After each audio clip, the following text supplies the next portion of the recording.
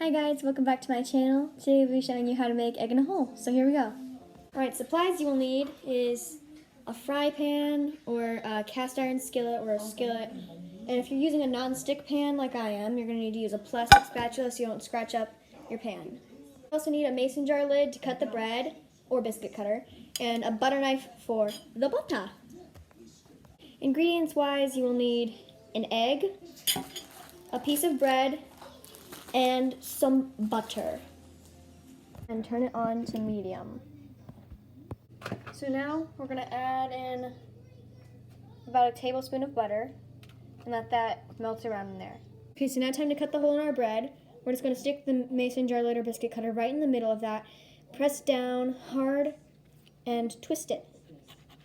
And move around until it separates from the bread.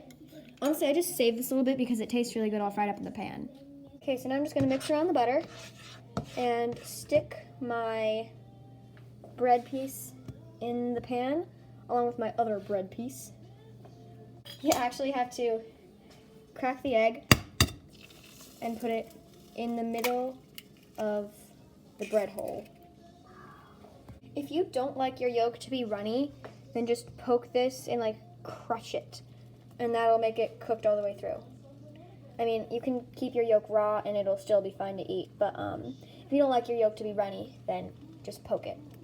To test if your egg in the hole is ready to be flipped, take the end of your spatula and just kind of poke it down. And if you feel something a little bit of solid under there, you're just going to flip it. And if you can't flip it, I suggest using this tip. Okay, if you don't know how to flip it, or if you can't flip it with using just your spatula, scoop it on using your fork and spatula. Just flip it like that. And there you go. Now to see if your other side's done, put your spatula underneath and peek underneath to see if it's crusted and golden brown.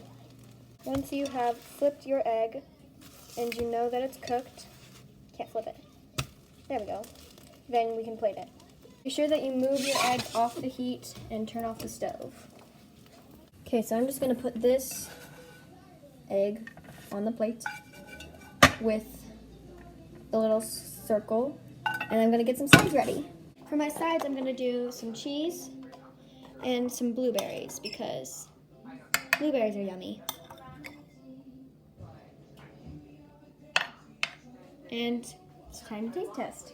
Okay, so now it's time to taste test. I didn't make my yolk runny.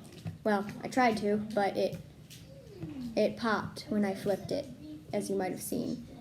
But it's time to taste test, so let's do it. Okay, so now it's time to taste test. 1, 2, 3. Delicious. Alright, so now I'm going to clean up this mess.